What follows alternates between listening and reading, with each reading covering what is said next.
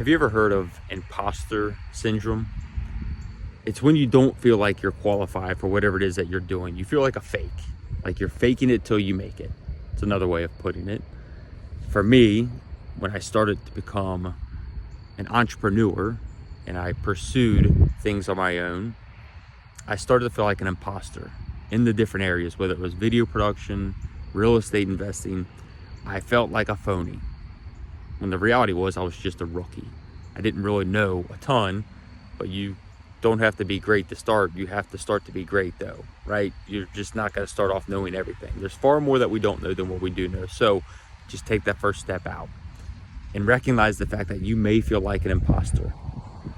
I wonder if these religious leaders felt like imposters, that maybe they didn't know everything, but yet they still claim that they did. They felt like their ways were the right ways, and that everything that they were doing, they were more concerned about what they looked like.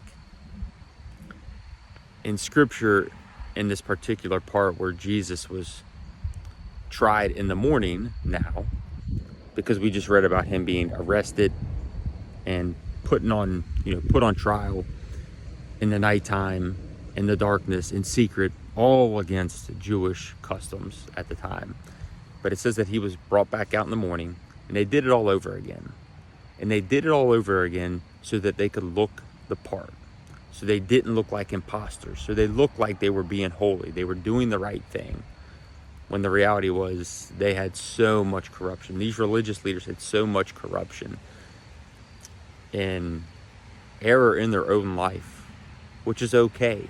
But when you try to hide it, when you try to hide your mistakes and hide in the darkness and not bring it to light, then you're not going to become the person that you were created to be, that God called you to be. He wants you to step into the light.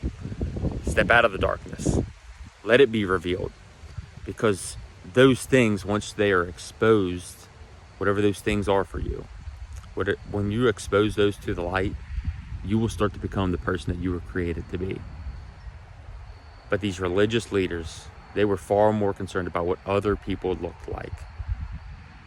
They were far more concerned about what other people thought of them, what they looked like to other people. The outside, not what was on the inside.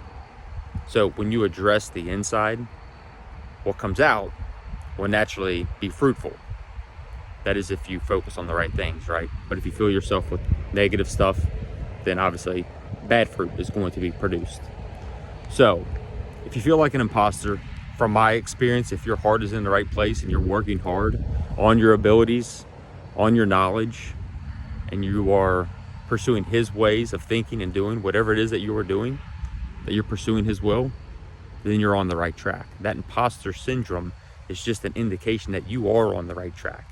So when that resistance comes telling you otherwise in your ear, that you're a fake, you're a phony, that no one will believe you, or you're not qualified, just remember, God doesn't call the qualified, he qualifies the called.